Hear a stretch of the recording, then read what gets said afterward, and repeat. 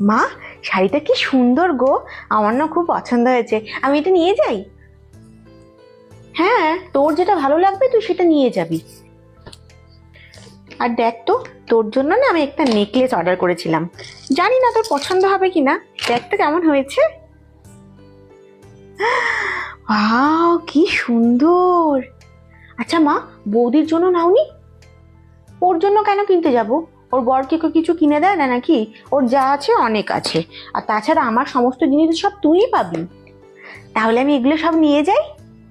হ্যাঁ, নিয়ে যা। শুধু মাঝের মধ্যে এসে আমার সাথে একবার দেখা করে যাস মা, বড্ড মনটা কেমন করে। হ্যাঁ মা, সে তো আমি আসবই। ওহ মা, পাটা ভীষণ ব্যথা করছে। ওহ, মানাকে একটা ফোন করি দেখি। হ্যালো।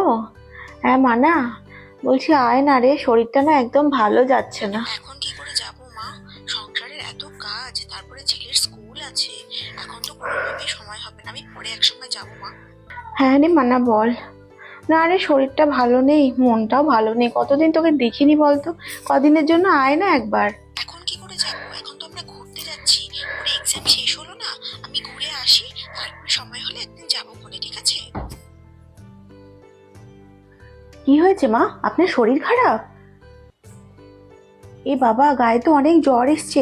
আপনি দাঁড়ান, আমি ওষুধ নিয়ে আসছি। উঠতে হবে না আপনাকে, আপনি বসুন, আমি আপনার হাত পা টিপে দিচ্ছি। থাক মা থাক, তুমি তো সারাদিন আমার জন্য অনেক কিছু করো মা। এখন আমি বুঝতে পারছি যে মেয়েকে যতই আমি আপন করি, যতই নিজের ভাবি, মেয়ে আর এখন আর আপন নেই, সে এখন পর হয়ে গেছে। আমার কষ্টে, আমার দুঃখে কোনো কিছুতেই আমি আমার মেয়েকে আর পাবো না। দিনের শেষে তুমিই তো আমার সাথী, তুমিই তো আমার সঙ্গী। সারাদিনের